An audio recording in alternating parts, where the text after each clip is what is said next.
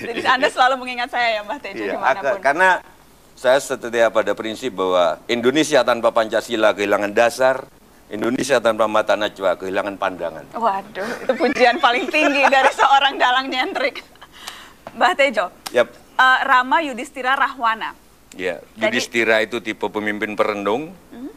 Akibatnya rakyat jadi merenung semua. Jadi sarang laba-laba semua rumah jadi tempat ibadah. Rama kelihatan halus tetapi kehendak untuk mempersatukan negaranya justru melakukan upacara persembahan kuda putih.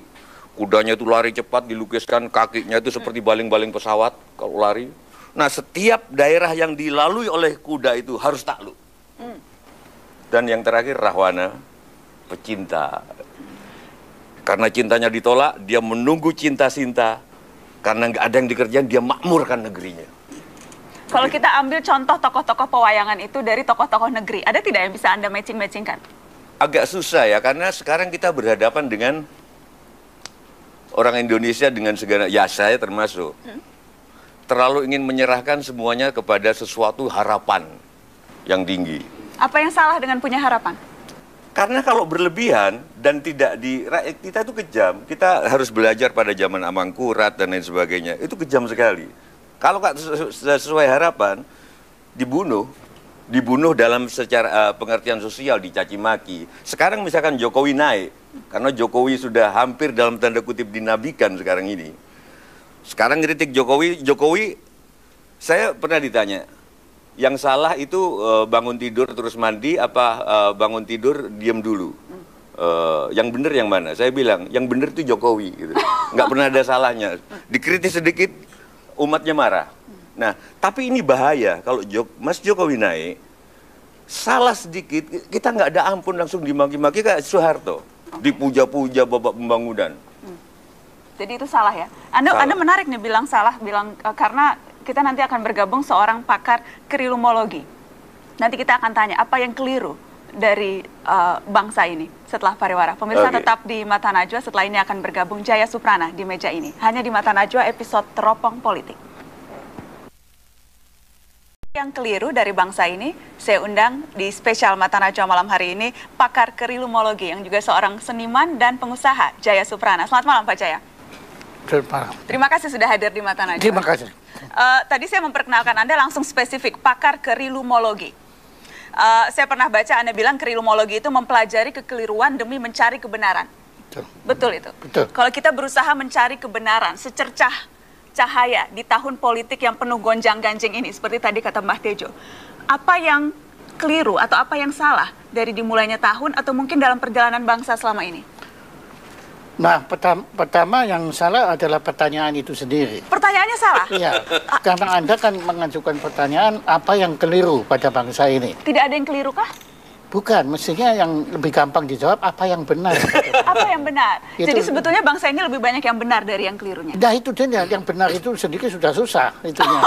Apalagi yang keliru kan, di situ ya. Tapi memang sebetulnya krilumologi ini satu ilmu yang belakangan ini membuat diri saya sendiri menjadi pusing sendiri karena ternyata kadang-kadang tidak jelas mana sih yang keliru dan mana yang benar. Sebagai contoh beliau tadi mengambil contoh Rahwana, ya Rahwana. Nah Rahwana kan ditampilkan, tapi tadi menarik juga versi Anda Rahwana dalam mencari cinta kemudian memakmurkan. Itu versi mana? Saya belum pernah dengar itu. Ada versi beberapa versi dalang nyentrik. Karena dia ditolak cintanya terus daripada nganggur tengok-tengok sambil nunggu cintanya, ya udah konsentrasinya memakmurkan negeri. Makanya kota Alengka itu sangat terkenal. Seno Gumira Aji Dharma malah menyebutnya labirin Durjana itu karena arsitekturnya luar biasa. Ini menarik sekali. Karena saya pernah ke Sri Lanka. Sri Lanka itu kan Alengka Diraja kan, tapi sekarang namanya Sri Lanka. Dan bagi saya Rahwana itu kan tokoh yang paling jahat. Sampai mati pun nggak bisa dia. Itu kan hukuman paling berat tuh mati aja nggak boleh dia. Nah sebelumnya saya diajak keliling oleh Duta Besar Indonesia, keliling kota Colombo. Ada patung gantengnya seperti beliau begini, gitu. Kemudian anunya ya kelihatan sekali patung itu pahlawan Sri Lanka. Saya tanya, itu siapa? Rahwana. Jadi versi Ramayana di Sri Lanka itu terbalik. Rahwananya pahlawan? Rahwananya pahlawan. Yang penjahatnya Rama. Kalau analogi dengan negeri ini, saya ingin berusaha kita menarik ke Nah makanya analogi dengan ini sekarang pertanyaannya, kalau kita bilang ini keliru, yang itu benar, dari sisi mana? Dari sisi partai A, itu dianggap salah. Bukan lagi keliru loh, salah loh. Salah itu lebih berat dari keliru. Ya. Nah, partai B itu keliru. Partai A bilang itu benar. Nah, itu dia. Itu kita yang pusing di sini sekarang. Ya, jadi dalam rangka mencari kekeliruan ini, sebetulnya Anda ini ya keliru kalau mengundang saya sebetulnya. Karena saya sendiri bingung ya sebetulnya. Pakar kriminologi yang bingung mencari kelirunya di mana? Yang kelirunya itu susah sekali. Kalau begitu Anda sebagai MURI, Museum Rekor Indonesia, kalau saya minta Anda menobatkan peristiwa paling aneh memecah rekor Indonesia, politik. Apakah politik ya? Nah, apakah politisi? Ya. Apakah tingkah laku politisi? MURI tidak pernah memberi penghargaan bagi prestasi yang sifatnya negatif. Oh, tidak ada yang teraneh? Tidak ada. Jadi bukan yang aneh. Kalau ada aneh tidak diakui oleh MURI dan tidak dianggap. Jadi jawabannya MURI juga nggak tahu apa sebetulnya dalang aneh. Kalau dalang nyentrik ada tidak? Saya bisa membantu karena saya termasuk pengigum Mas Jaya. Salah satu yang saya selalu ingat kalau saya mikir itu adalah bahwa air putih itu kelirumologi. Yang betul air bening menurut beliau. Nah sekarang mungkin di politik juga terjadi gitu. Ada seorang kepala daerah yang sudah korupsi, dicopot. Dan di atas kertas kalah, tapi istrinya menang di pemilu berikutnya. Ini kan aneh juga. Ada juga yang malah istri tuanya, ada istri muda, istri bertarung. Ada juga yang sudah dijelas-jelas ditahan atas nama hukum, harus dilantik dulu di tahanan. Padahal setahu saya, Nana, saya bukan orang hukum, tapi setahu saya di atas hukum itu adalah etika.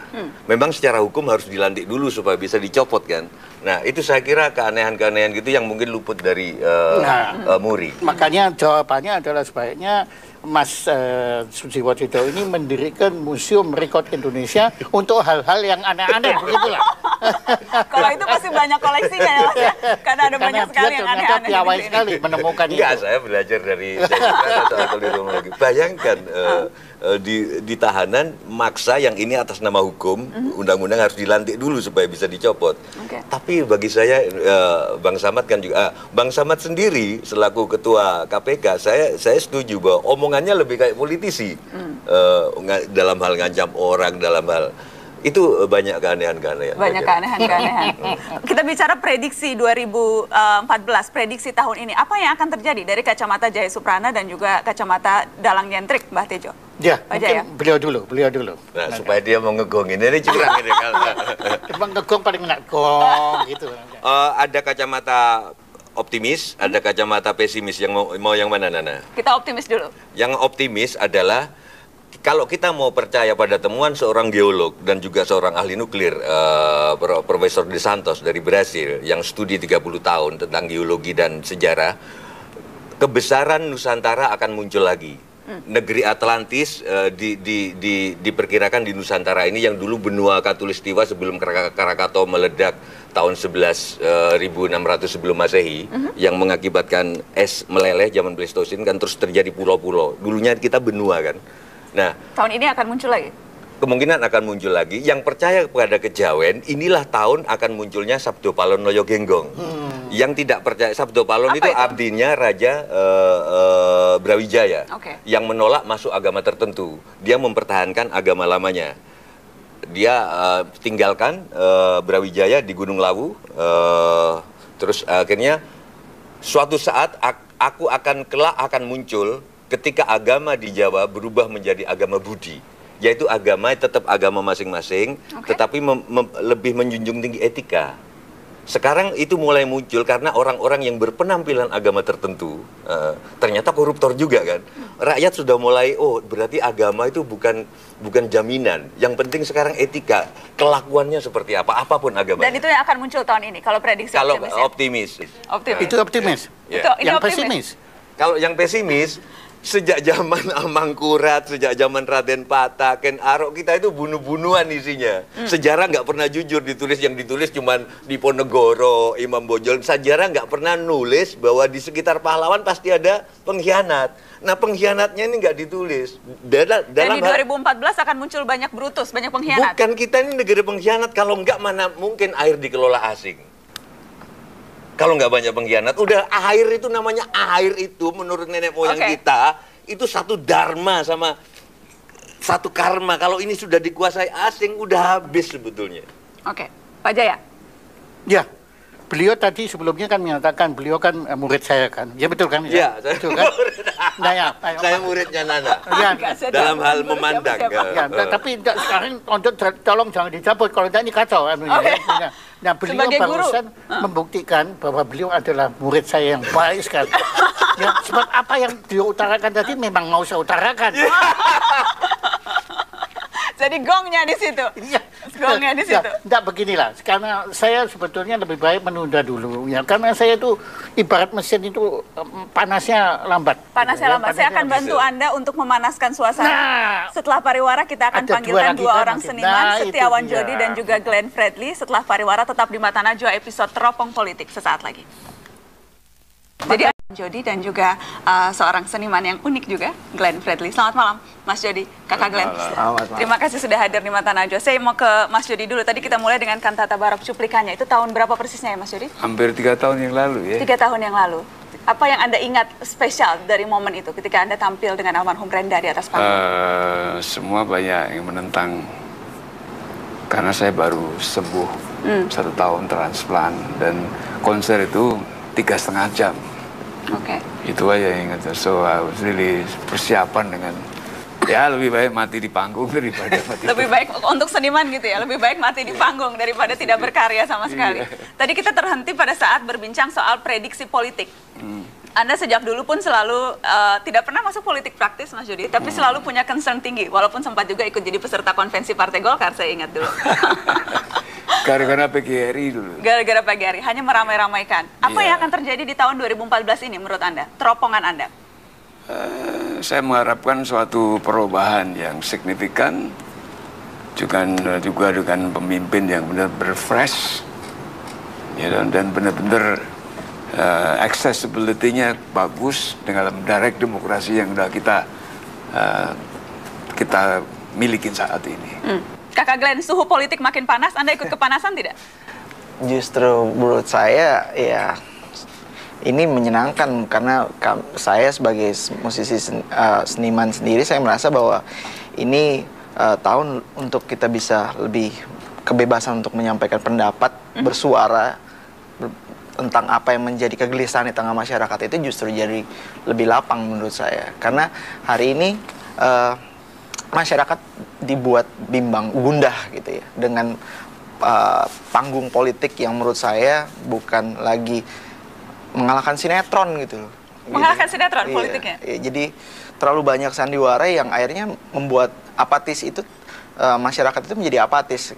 Pada saat reformasi berjalan kita kehilangan figur pemimpin-pemimpin yang akhirnya pada esensi di mana membela kepentingan rakyat yang paling mendasar gitu. Dan menurut saya ini momen yang tepat untuk orang-orang yang berposisi netral dalam arti budayawan, seniman gitu ya. Di era globalisasi hari ini identitas itu menjadi penting. Kebudayaan itu menjadi kendaraan yang paling signifikan sebenarnya untuk bisa merekonstruksi Indonesia gitu. Dan saya pikir lewat jalan budaya sebenarnya bisa memberi harapan simpul baru gitu buat masyarakat bahwa Indonesia ini bisa kok menemukan pemimpin dalam arti yang lahir dari masyarakat, dari kecintaannya masyarakat terhadap Indonesia sendiri. Seberapa menarik sih kira-kira pertarungan di 2014 ini nanti, Mas Jodi? Akan seberapa seru? Saya rasa biasa-biasa saja. Masa biasa-biasa saja? Kita akan punya presiden baru loh. Oh iya, presiden baru. saya nggak bisa sebut namanya, tapi Tidak apa-apa sebut nama. Di mata Najwa semua terbuka. Tadi sudah disebut satu nama di awal oleh Dalang Nyentrik. biar Glenn Fredly sebut nama. Karena saya kebetulan terlalu komunikasinya dengan orang itu terlalu jauh, sudah lama, saya dari Solo gitu. Oh, jadi ini mantan wali kota Solo yang sekarang gubernur Jakarta. Nah, Itu jagoan Anda, Mas? saya jagoin dia untuk menjadi gubernur. Dan saya ingin Jokowi konsentrasi penuh sebagai gubernur. Jadi itu aja fokusnya. Oke, itu satu nama sudah disebut. Saya ingin ke Pak Jaya. Tadi prediksinya akan seperti itu, tapi akan seberapa seru sih kira-kira 2014 ini? Saya sangat bertentangan dengan beliau. Tentang apa? Tentang Jokowi. Tentang Jokowi. Kenapa? Ya, kalau beliau tadi kan dengan tegas menyatakan Jokowi sebagai gubernur kan. Saya adalah orang pertama waktu mendengar Jokowi mencalonkan diri gubernur yang protes dan menelpon beliau, SMS beliau, jangan. Saya sangat tidak setuju dengan beliau karena saya maunya dia jadi presiden.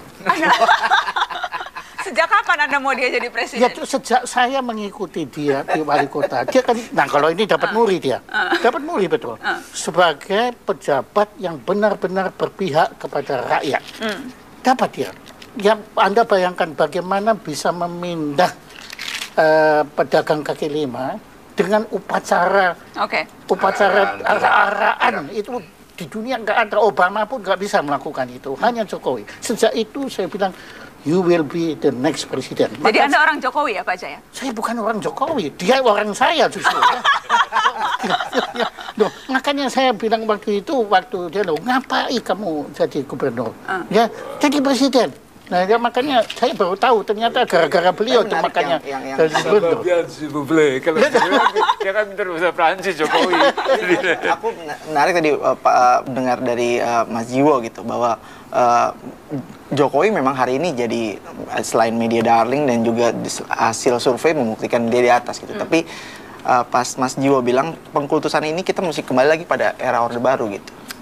Jangan sampai pengalaman Bapak pembangunan itu akhirnya atau masa Orde Baru itu kembali terulang gitu karena muncul Anda juga melihat kekhawatiran yang sama? Saya bukannya saya against, tapi saya melihat mesti ada titik di mana cara pandang yang lain gitu. Karena ujungnya memang harus kita akui bahwa beliau memang mempunyai punya kemampuan yang memimpin yang memang sudah dibuktikan gitu. Nah, kalau saya boleh numpangin lagi beliau, saya sekali lagi nggak sependapat dengan beliau ya.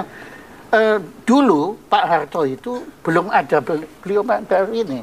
Sekarang kalau Jokowi jadi presiden sudah ada ini aman. Nanti dia yang memperingatkan beliau. Dia nanti jadi saya sekarang dia jadi sengkuninya nanti. Oke, bukan jadi sengkunik. Oke, kalau mau prestasi, sekarang Bandung udah mulai berubah loh di tangan Ridwan Kamil, seorang arsitek. Makanya saya bilang, oke, kalau Jokowi maju saya nyalonkan, saya ngomong di Twitter dan banyak pendukung Ridwan Kamil for presiden. Jadi kalau penduduk Bandung bilang jangan sekarang karena Bandung memerlukan, loh Jakarta juga lagi perlu Jokowi. Gitu loh. Kenapa setiap kali kita bicara 2014 selalu kemudian akhirnya seluruh fokus tidak hanya di diskusi ini tapi di diskusi manapun akhirnya fokus pada figur-figur tertentu saja. Apakah memang sudah kalau gitu untuk apa ada pemilu kalau sudah pasti? Nah, makanya saya bilang sebetulnya kalau Jokowi ya tapi nanti melawan beliau kan jadinya Jokowi nanti mencalonkan jadi presiden, kita bisa menghemat banyak sekali pemilu. Kalau perlu nggak perlu pemilu lagi. Nggak usah pemilu? Nggak usah pemilu, langsung aja dia. Ya, ini bahaya ini. Oke. Kalau memang dianggap bahaya, oke, pemilu. Ya, tapi musuh-musuhnya tidak perlu menghamburkan uang banyak-banyak untuk kampanye. Percuma. Toh tetap nanti yang menang. Sebegitu yakin Anda ya? Oh, kalau langsung kalau jangan tidak curang ya, yakin. Tadi sempat disebutkan satu figur Ridwan Kamil, kemudian juga ada figur-figur yang muncul. Kalau kita bicara 2014, figur-figur ini kan seharusnya punya kesempatan untuk muncul dan juga untuk dilihat orang. Bisa Anda sebutkan beberapa, Glenn? Ya, banyak nama yang menurut saya bisa jadi alternatif juga gitu. Ada Gita Wirjawan, ada Anies Baswedan di dalam situ juga. Peserta ada konvensi Partai Abraham Demokrat. Samad, ya, yang muncul. Wali Kota Surabaya. Wali Kota Surabaya. Mahfud. Mahfud, MD. iya. Termasuk yang ditolak. Sebetulnya banyak pilihan. Banyak. 2014 banyak pilihan Pak Jody. Pasti. Jadi bakal seru juga kok 2014. Dengan syarat Jokowi tidak mencalonkan diri.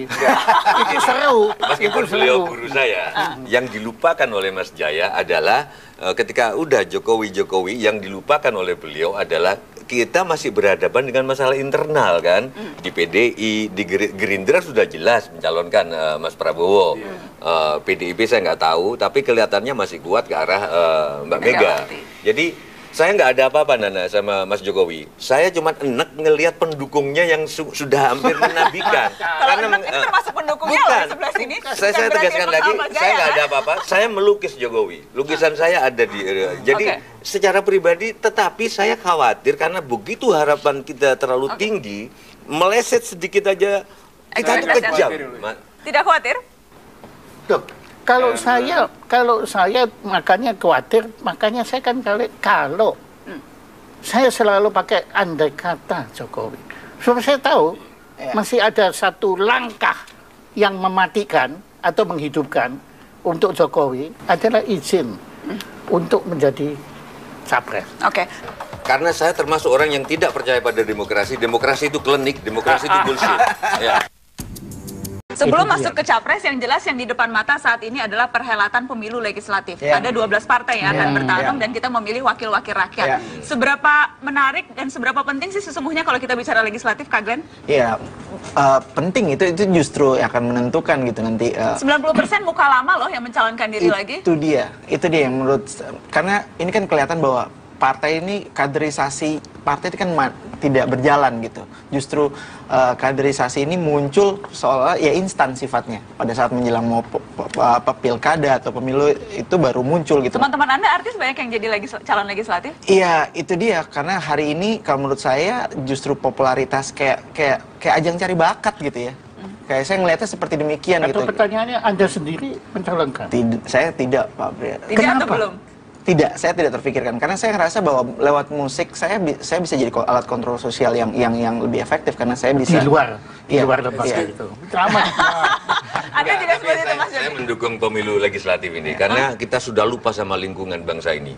Dengan adanya pemilu legislatif kita jadi ingat sekali sama fungsi pohon, yaitu alat untuk memaku gambar-gambar calon. Ya. Jadi masyarakat fungsi pohon itu ternyata untuk memaku gambar. Sekarang dibatasi, tidak akan seramai 2009 karena iya, dibatasi. Ya. Tapi tetap Kalau saja saya ya. Usul Karena pohonnya juga sudah sebetulnya ditebangin. ke depan itu nanti ini terakhir aja. Karena negara ini kan ada 4 pilar kebangsaan. Pancasila, Bhinneka Tunggal Ika, NKRI, dan Undang-Undang Dasar 45. Dan harus diperkuat oleh presidential system yang bagus. Untuk itu, pemilihan presiden di depan dulu. Harus di awal. Harus di awal, baru... Tidak perlu presiden didukung oleh partai politik yang enggak, kuat. setelah itu baru parlemen. Kalau enggak kayak parlementer, ini ya presidential itu jadi banci. Jadi makanya kalau ada yang gamang-gamang ini ya karena sistemnya seperti ini. Sistemnya You have seperti to create strong leader nanti ke depan. Enggak, tapi sekarang kan ini Nana, beberapa masih ini Mas Jody, masih deg-degan juga karena upaya Yusril Iza Mahendra untuk Judicial review bahwa pemilu serentak, artinya presiden sama itu Jangan sekarang serentak. Ya di Amerika aja. pemilu. Tapi kalau itu berhasil, yang jelas akan lebih banyak lagi orang yang bisa mencalonkan diri menjadi presiden. Ya. Apakah itu bagus? Semakin banyak pilihan semakin bagus, Pak Jaya? Ya, oke. Ya, silakan kalau ada yang nekat, ya, ini tergantung Jokowi. Ya, kalau Jokowi maju ya saya. Oke, saya tantang sekarang. Kalau memang Jokowi jadi presiden, habis itu kita rajakan. Karena saya termasuk orang yang tidak percaya pada demokrasi. Demokrasi itu klinik, demokrasi itu bullshit. Ya. Jokowi maju, habis itu jadi raja. Habis itu sistem monarki konstitusional. Dikembalikan lagi seperti Enggak, tetap jadi Demokrasi raja. itu klinik. Dari mana argumennya demokrasi itu klinik? Kita nggak boleh mengklinikkan keris. Saya heran sama ahli-ahli survei termasuk Yunarto Wijaya dan lain-lain itu. Termasuk Burhan Mutadi, Denny J.A. Kita ilmiah. Keris diklinikan, mengunjungi makam diklinikan. Demokrasi itu klinik. Bagaimana sebuah kebenaran ditentukan oleh benarnya orang banyak. Kebenaran ditentukan oleh para ahli. Yang memilih ahli itu siapa? Yang memilih ahli itu lembaga-lembaga institusional ya lembaga pendidikan. Dari situ orang bisa jadi ahli jembatan, ahli tata kota. Nggak bisa kebenaran, kita bikin jembatan yuk, tanya ke masyarakat. Berarti Mbak Tejo itu tidak percaya pada kemampuan rakyat untuk memilih. Berarti rakyat tuh suaranya nggak penting. Kita merujuk dari Islam aja deh, dari mazhab Al-Ghazali. Al-Ghazali menentukan ada 3, benar yang sejati, benarnya sendiri dan benarnya orang banyak. Yang betul benar yang sejati, benarnya sendiri nggak betul juga. Jadi suara Kakak Glenn, suara Mas Yodi, suara saya, suara Jaya Suprana itu tidak penting? Tidak penting kalau misalkan soal musik, misalkan. Soal musik saya lebih nanya ke Mas Jody atau soal jamu atau soal jamu saya nanya ke Mas. Udah bagus loh demokrasi kita, makanya harus kita pimpin. Maksudnya, mungkin raja Anda itu yang kalau di saya ilmiah saya guided demokrasi. Demokrasi kita dilakukan terpimpin, tapi sesuai dengan tantangan digital. Zaman Soekarno masih zaman analog. Oke, Nana, sorry. Apa yang bisa Nana harapkan kalau di sebuah negeri yang rating tertingginya itu justru acaranya nggak mutu, gitu. Nah, bukan rating tertingginya justru, nah itu massa memang begitu. Nah, demokrasi menghadirkan pendapat pada massa. Gimana Cina sudah sampai ke bulan? Oh, jadi nggak perlu pemilu. Ini berarti bukan pemilu ini untuk menentukan presiden, bilang Jokowi jadi raja, habis itu nyari perdana menteri. Anda ya benernya juga satu hal itu. Dulu kita di sekolah di Amerika dibilang hanya dengan sistem demokrasi akan menjadi seperti ini makmurnya di Amerika. Tapi ternyata sekarang Amerika pinjam duit dari Cina. US Treasury bond 1.4 billion now. Tanpa demokrasi lahir. Oke, saya mau lempar ke Kakak Glenn. Gimana Kakak? 1.4 trillion. Menurut aku sih, ya menarik juga pendapat dari Mas Jiwo. Tapi lo harus menarik. Iya. Sorry, aku potong. Begitu lahir, seluruh Brunei itu milik Hassan Bolkiah. Jadi dia nggak perlu nambah kekayaan di dalam demokrasi. Kere bisa jadi pemimpin. Nah ini yang menambah kekayaan.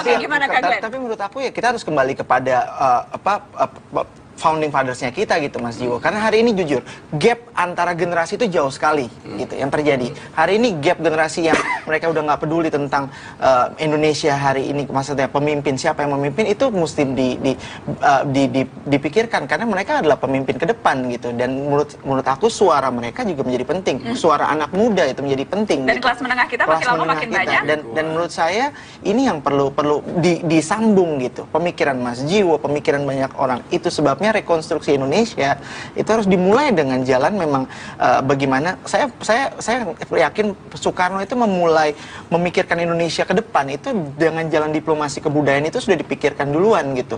Contoh saya bisa bilang demikian kenapa? Karena 5 tahun setelah Indonesia merdeka itu ada studio pertama namanya Lokananta. Yang which is di situ ada begitu banyak identitas kita gitu. Dan ini permasalahan kita hari ini. Kita berpikir secara politis masyarakat dipikir di bawah situ, tapi identitas itu ditinggalkan gitu. Jati diri. Jati diri tinggalkan. Ini jati diri. Saya terpaksa bela murid saya. Dia dari kasihan dari tadi dia selalu diragukan. Begini, tanggal 3 Desember yang lalu, Presiden SBY datang ke Trowulan. Kemana? Trowulan. Trowulan itu adalah prasasti bangsa Nusantara, bukan hanya Indonesia, bangsa Nusantara. Ya, kejayaan kita terbukti dalam sejarah adalah di zaman Majapahit. Anda bayangkan armada waktu Inggris pada waktu itu, kapalnya saya baru bisa menumpang kira-kira 90 orang sudah menganggap hebat. Di sini sudah ratusan Majapahit. Ya. Dan negara kita betul-betul gemah ripah loh Jinawi dan segala macam itu dia. Karena apa? Sistemnya bukan demokrasi, bukan monarki. Ya, sistemnya adalah Nusantara. Yaitu ada seorang yang disebut raja. Saya tidak tahu Hayam Wuruk waktu itu disebut apa. Mungkin bukan raja sebutannya kan. Sebab pada waktu sebutan nggak penting. Tapi yang penting Hayam Wuruk raja, Gajah Mada Perdana Menteri. Itu yang sebetulnya harus kita tuju sekarang. Saya itu kasihan kepada Gus Dur, ya, kasihan kepada Mbak Mega, termasuk saya pun kasihan kepada. Jadi kasihan pada Glenn, loh. Dia pembela Gus Dur nomor wahid loh. Kasihan kan namanya bela kan, ya. Kasihan kenapa? Karena beliau harus menangani negara ini sebagai representatif sekaligus sebagai manajer. Saya di perusahaan saya yang kecil saja, saya representatif, tapi yang manage ada orang lain. Yang mampu akuntansi, yang mampu ilmu. Kalau di pemerintah... Anda kasihan sama SBY tidak sekarang? Kan saya bilang... Tadi kasihannya cuma sama Gus Dur dan Mega, tidak sebut SBY, makanya saya tanya. Saya tadi sebetulnya nyebut SBY dipotong sama dia. Saya kasihan. Saya kasihan kepada siapapun. Saya pun akan kasihan pada Jokowi. Kalau nanti dia tidak punya Perdana Menteri. Oh, ini sudah dengan asumsi Jokowi pasti presiden. Jangan asumsi dulu.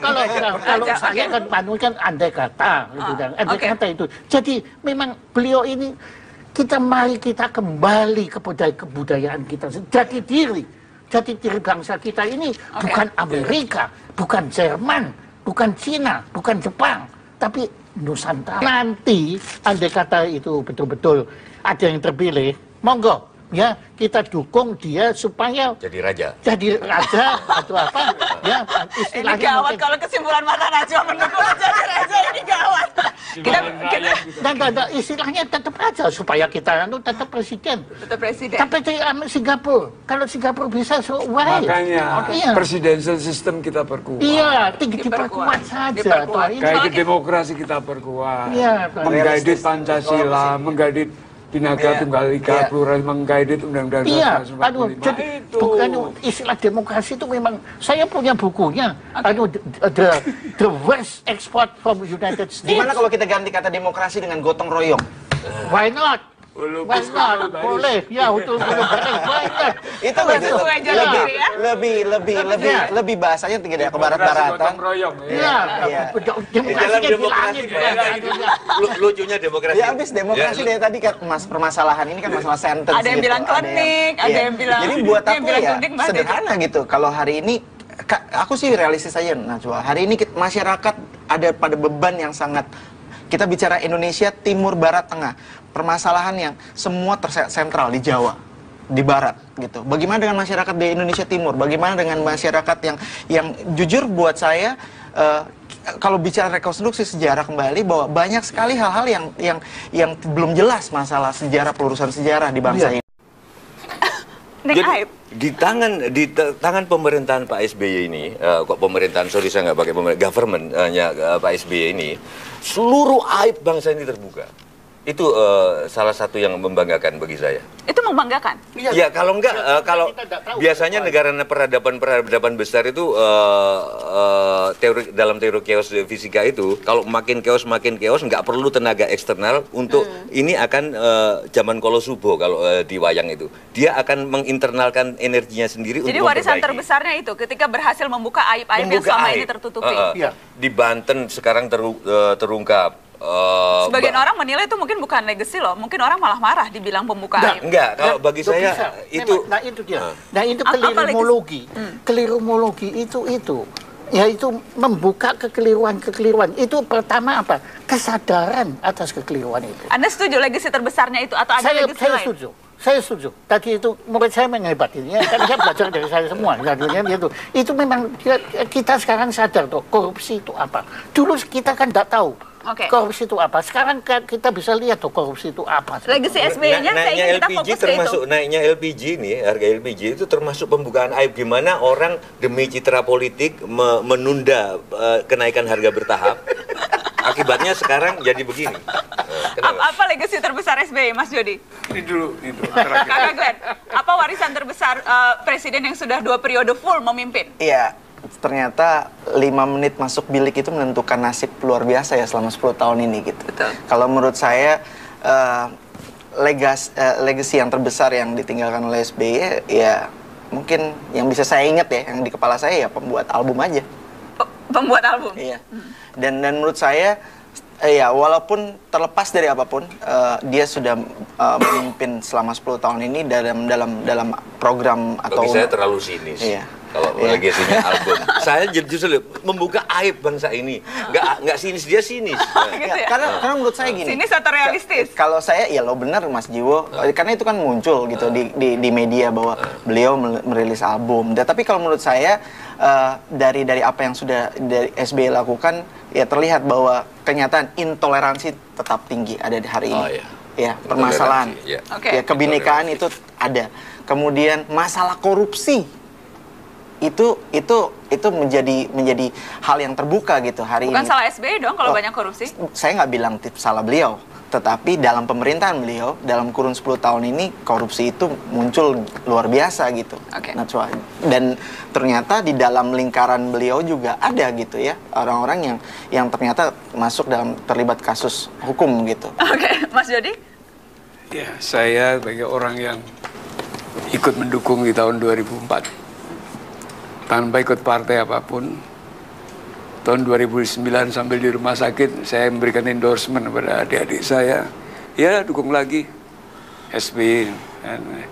Tinggal 8 bulan saya melihat, to be fair, ada juga yang sudah cukup baik. Perbaikan prestasi. Tetapi hampir juga yang penting juga masih terjadi pembiaran. Pembiaran ini lebih serius daripada orang ngomong korupsi, biar Mas Abraham Samad dengan anak buahnya ngurus itu. Kalau kita mikul dhuwur mundhum jero lah begitu. Kalau enggak semua disalahin dari zaman Pak Harto, begini zaman Habibie, Mbak Mega, soal BLBI sampai sekarang BLBI yang baru namanya Century. Itu kan padahal itu ada peninggalan itu juga. Mari kita selesaikan yang baik. Oke. Kalau perlu dengan pemutihan juga, itu jangan sampai malu kita semua. Jangan sampai malu Oke? ide itu. Saya yakin tergantung kita bagaimana memandang masalah ini. Ini keliruologi sebetulnya. Kalau kita mau mencari cacatnya, banyak. Siapapun menjadi presiden bisa ketemu. Nggak mungkin, nggak ada presiden yang nggak cacat, nggak ada. Ya, karena manusia nggak ada yang sempurna. Ya. Kalau saya setuju dengan murid saya, mari kita lihat saja positifnya. Kalau cacatnya banyak, ya, tapi kita lihat positifnya. Dan menurut saya positif tadi ini adalah terbalik dengan apa yang tadi Anda utarakan. Membuka aib itu bukan aib. Membuka aib itu justru luhur sekali. Supaya kita sadar dulu apa masalah yang kita hadapi. Seperti kalau saya menderita satu penyakit, ya diagnosanya yang penting kan. Kalau saya nggak tahu diagnosanya, nah memang korupsi itu adalah bagian penyakit kita yang menggerogoti bangsa kita. Nah, senang tidak senang harus diakui, gerakan anti korupsi yang benar-benar dijadikan suatu gerakan yang institusional dan konsisten, dan kalau konsekuen saya nggak berani ngomong ya, tapi konsisten dulu ya, konsekuennya nanti dulu ya. Ini betul-betul di zaman beliau.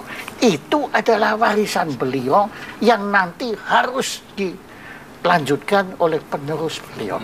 Ya, saya yakin nanti penerus beliau akan bisa menyempurnakan semua yang dari tadi cuma membuka aib tadi, kemudian langkahnya menjadi membuka gerbang menuju Indonesia yang lebih sejahtera. Kita lanjutkan setelah pariwara. Tetap di Mata Najwa. Kami akan kembali episode Teropong Politik sesaat lagi. I love you. I love you.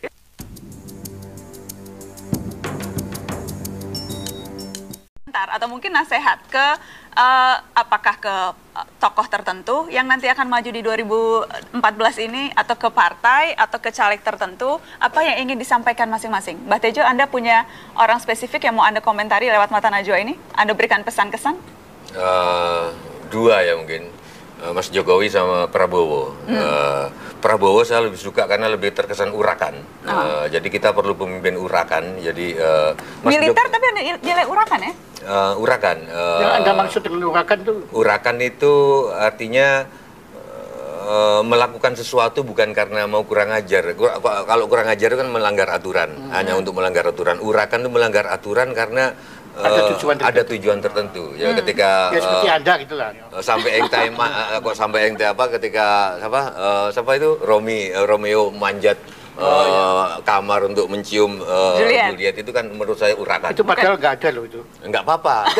Di Shakespeare nggak ada. Nggak apa-apa. Kita kan lebih ingin imajinasi. Saya kira gitu. Jadi pesannya buat Prabowo apa? Pesannya buat tapi dua-duanya buat Mas Prabowo sama Mas Jokowi. Pesannya saya tidak melihat cinta di mata keduanya.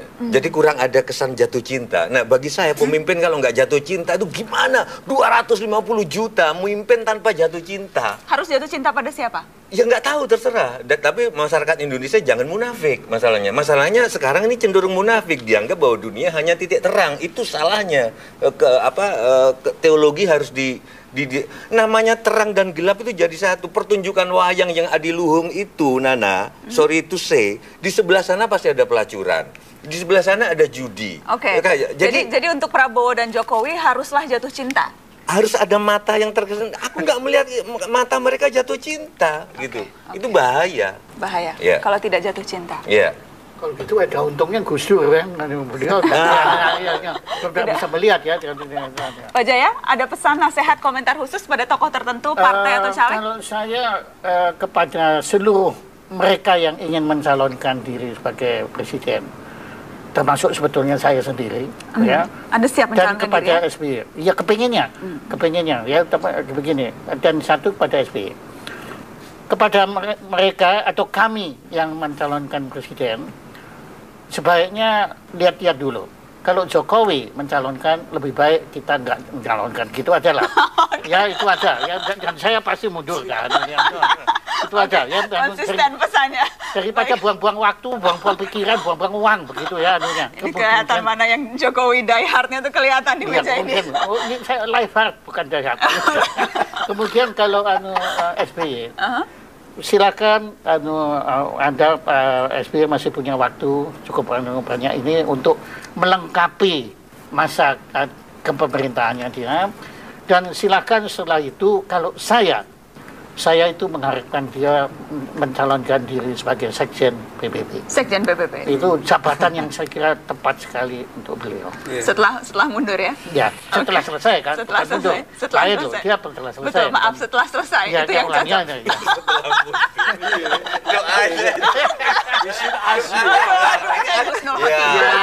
Husnul Khatimah. Untung Anda tidak menggunakan setelah dilengser. Enggak. Itu provokatif ini. Provokatif Pak Jaya. Mas Jody, ada pesan khusus? Ya, saya kira udah disebutkan tadi nama-nama itu sudah makin mengkerucut, jadi saya nggak perlu menyebut nama. Kita harus memberi kesempatan yang fair kepada calon-calon yang lain. Termasuk yang ditentang oleh UI. Saya kira walaupun ditentang oleh mahasiswa UI, diumumkan koran gede-gedean, dia harus diberi kesempatan juga. Oke. Presiden yang mendatang harus strong leader, berani. KPK kita perkuat supaya membenahi aparat-aparat lembaga yudikatif yang itu lemah, karena musuh kita utama adalah korupsi. Kak Glenn. Iya, kalau dari saya sih, saya melihat bahwa semua kandidat-kandidat yang ada ini semua ingin menyampaikan pemikiran-pemikiran mereka. Tapi menurut saya yang jauh lebih penting adalah berbicara tentang Indonesia ke depan, gitu. Indonesia hari ini dan ke depan, dan tentunya masyarakat. Karena jadi nasihatnya untuk siapa? Ada yang spesifik? Buat saya kalau spesifik, kalau buat semua ya pasti berbicara pada hari ini buat semua kandidat, gitu. Karena menurut saya hari ini kalau dibilang, saya bilang percaya siapa? Survei. Saya percaya apa yang terjadi di realitas di tengah masyarakat, gitu. Itu yang saya percaya, yang saya lihat bahwa hari ini kesenjangan harga bensin dengan minyak di Indonesia Timur sana inflasinya terlalu jauh, itu buat saya itu realitas, gitu. Itu dan menurut saya itu menjadi, karena rakyat capek dengan wacana-wacana, rakyat capek dengan jargon-jargon yang ada, dan itu ada dalam 10 tahun ini. Dan menurut saya kita butuh pemimpin yang kalau perlu nggak perlu kelihatan iklannya banyak lah, gitu, tapi memang kelihatan dari prestasi kerjanya dan bagaimana hidup di tengah masyarakat. Saya akan tampilkan beberapa foto. Dan saya ingin minta masing-masing dari tamu saya untuk mengungkapkan apa yang pertama kali terlintas di benak mereka ketika melihat foto ini. Ya. Yang pertama kali, cepat saja reaksinya. Saya mau ke Mbak Tejo dulu. Ini kalau melihat ini, Mbah Tejo, apa yang pertama terlintas? Orang tengkurap. Jadi, Orang tengkurap ya? orang tengkurap bagian bawahnya. Itu. Tapi ada benarnya, katanya Bung Karno membayangkan itu. Terus? Itu untuk Mbah Tejo. Jadi gedung DPR yang terbayang itu ya? Iya. Ini memang betul-betul Jadi sadarlah kalian bahwa kalian berada di bawah orang tengkurap. lembaga DPR. Oke, baik. Saya ke Pak, siapa yang berikutnya? Pak Jaya, kalau Anda melihat gambar ini, apa yang pertama kali terlintas di benak? Bukan orang tengkurap. Iya. Ya sebetulnya saya di satu sisi saya mengagumi arsitektur itu ya indah sekali. Melambangkan sesuatu atau apa Ya, menurut Anda? ya itu kan Isinya arsitektur atau Yunani apanya? kan, arsitektur Yunani. Ya kan ini. Tapi sebenarnya saya mendapatkan arsitektur mungkin Pendopo atau Minangkabau atau yang itu. Saya berada di situ sama Mas Jaya Suprana di akhir pemerintahan kegovernmentan Gus Dur. Kita waktu ketemu. Iya. Di dalam istana. Di dalam itu. Di dalam istana. Baik. Mas Jody, kalau yang kita lihat yang berikutnya, apa yang pertama kali terlintas ketika melihat ini? Ini penting sekali dan itu harus melakukan penegakan hukum karena lembaga ini masih penting selama polisi, jaksa sampai ke Mahkamah Konstitusi masih belum berfungsi yang seperti kita harapkan. KPK harus kita dukung dan nanti kerjasamanya dengan presiden yang akan datang. Yang berikutnya untuk Kakak Glenn, kita lihat apa yang terlintas ketika melihat ini. Ini ya dua tokoh yang menurut saya ini sih kayak Batman and Robin gitu ya. Batman and Robin. Batman and Robin gitu. Dan dalam arti ini dua tokoh yang luar biasa menjadi founding fathers. Selain founding fathers juga punya cara pola pikir yang berbeda, perspektif tentang Indonesia, bagaimana membangun Indonesia secara sistem, tapi tetap bisa bekerja sama gitu. Dan ya kalau istilahnya saya ngeliat Soekarno penyimbang pemikir dari Hatta juga sebaliknya. Oke. Ada bonus satu untuk Mbah Sujiwo Tejo. Saya ingin minta komentar yang ini. I love you. I love you. I love you. Itu khusus untuk Mbah Tejo komentar. Dan saya suka spontanitasnya, saya hargai. Orang-orang kan bilang masak pakai rambut cepol marah, terus pakai baju batik marah. Kenapa ibu negara kok suka marah-marah? Justru karena itu dia sangat manusiawi, tidak jaim. I love you. I love you. Kandane kang sekar kadung miang kembang menor. Woi, tangis walom. Koro-koro. Apa to tandaning koro-koro ing pamana sintru kados bawaning saput lebu ing akasa guntur munyo kubaluduk anggegeteri. Apa isi gara-gara? Koro-koro zaman kala bendu. Apa itu kala bendu? Kala bendu adalah kegilaan yang sudah menjadi sistem. Kala tidak, kegilaan yang ketika masih menjadi pribadi-pribadi.